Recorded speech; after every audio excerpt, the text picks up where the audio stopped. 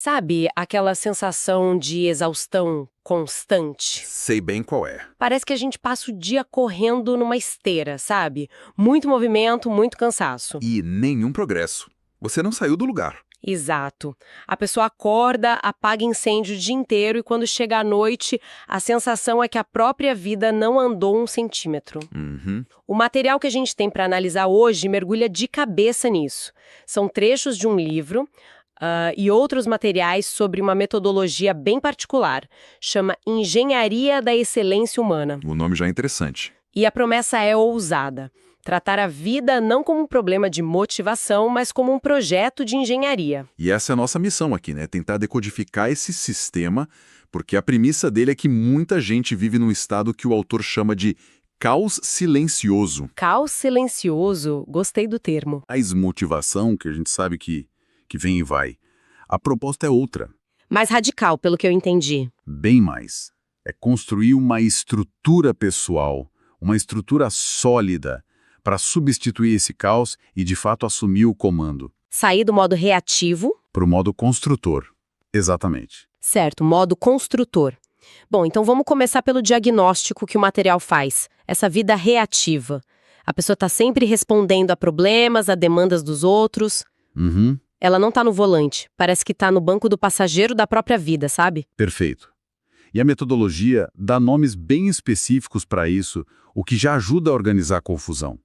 O primeiro é o piloto automático. Que é um termo que a gente até ouve por aí, né? Sim, mas aqui tem uma definição precisa. É um estado de ação inconsciente. Quer dizer, a pessoa está agindo, ela não está parada. Certo. Mas ela só está reagindo a estímulos. A analogia do livro é ótima. É um carro andando, mas sem ninguém no volante. Nossa. Ele se move, segue o fluxo. Mas não tem destino, de uma hora ou outra vai bater. Entendi a imagem. Mas é aquele cansaço que eu falei no começo? Aquele que não é físico? A pessoa dorme e acorda cansada. De onde vem isso? Essa é a outra peça do diagnóstico, o tal do caos silencioso. Certo. O material descreve isso como o acúmulo de sentimentos não processados. É como ter, sei lá, 50 abas abertas no navegador do cérebro. Nossa, que imagem boa. E todas consumindo memória RAM. Exatamente. É um ruído interno constante que drena a nossa energia cognitiva. É por isso que o sono não resolve. A mente não descansa. E aqui tem um ponto que para mim foi a grande virada de chave do método. Ele não trata esses estados, o piloto automático e o caos, como um defeito de caráter, uma fraqueza. No mesmo. Eles os chamam de bug de sistema. Exato. E essa mudança de enquadramento é fundamental.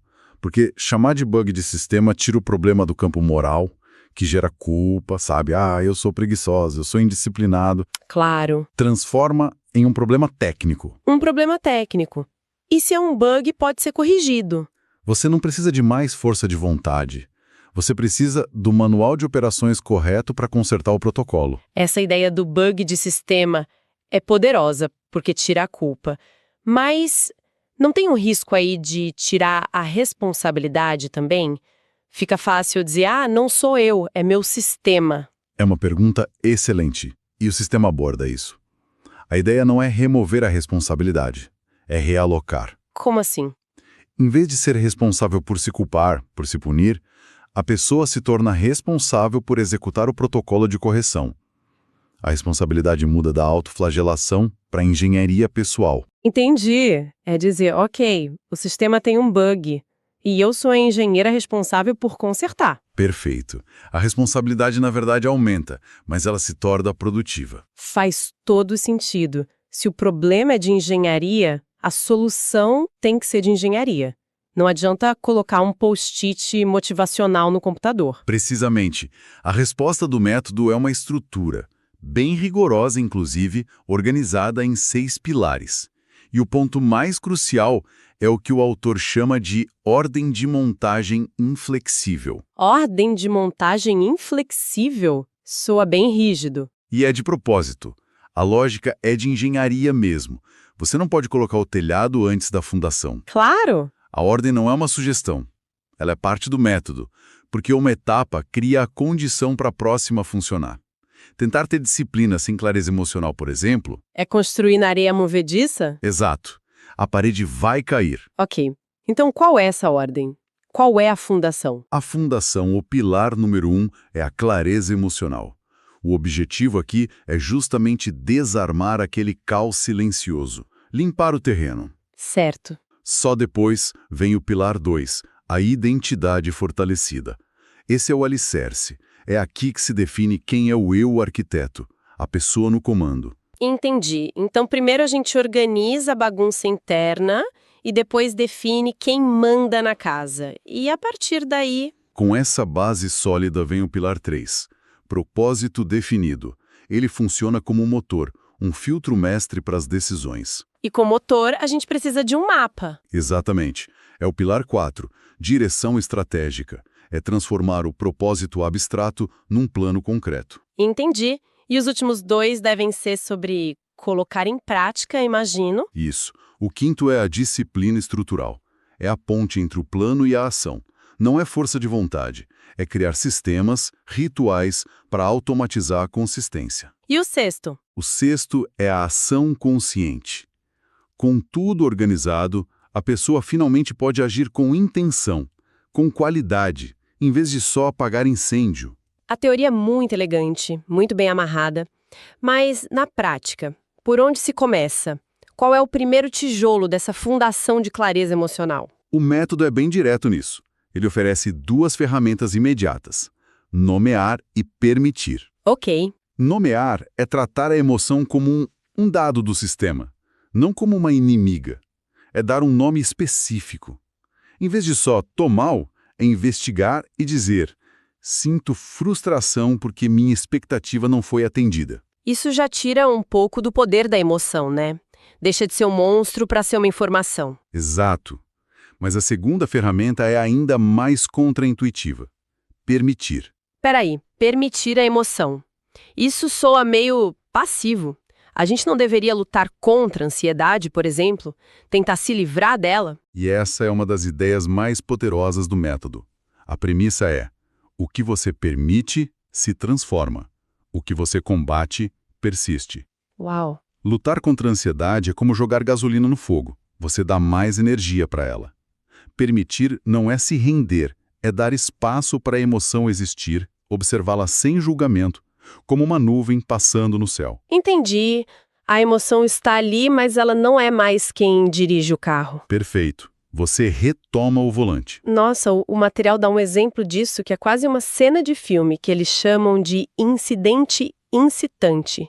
A explosão no lugar errado. É um exemplo perfeito. É a descrição de, sei lá, 90% das discussões que já vi na vida. Pois é. A pessoa sente uma pequena frustração no trabalho, mas engole. Reprime para ser profissional. Só que a energia não some. Fica ali guardada. Exato.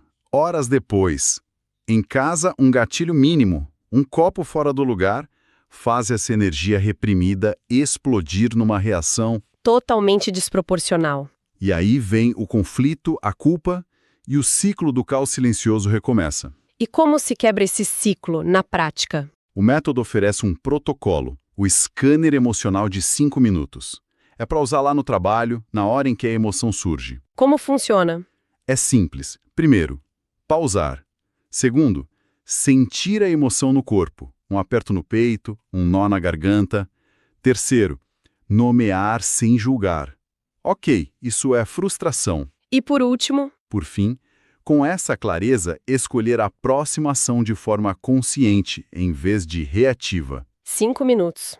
Parece tão simples no papel, mas parar tudo por 5 minutos no meio do furacão, talvez esse seja o desafio, né? Sem dúvida, é um ato de engenharia no presente, mas o custo desses 5 minutos é infinitamente menor do que o custo de horas ou dias lidando com as consequências da explosão. Uma coisa que me chamou muita atenção foi a linguagem que o material usa.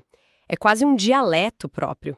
Eu, arquiteto, complexidade vazia. Não coerente. Isso, por que criar termos novos para coisas que talvez já existam na psicologia? E o fascinante é que não é só jargão.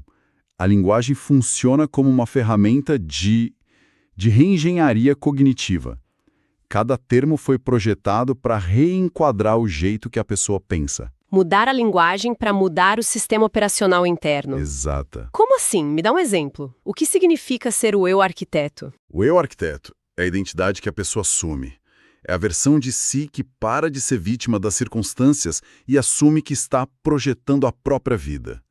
Ao se chamar assim, a pessoa se lembra constantemente: eu não sou o prédio, eu sou quem desenha e constrói o prédio. Nossa, e o termo complexidade vazia? Esse me pegou em cheio. Ah, esse pega todo mundo. É o acúmulo de tarefas de baixo impacto que não levam ao objetivo. É basicamente a descrição da minha caixa de e-mails. Passar o dia ocupada respondendo a tudo e sentir que não produzi nada de valor. É a esteira que a gente falou no começo.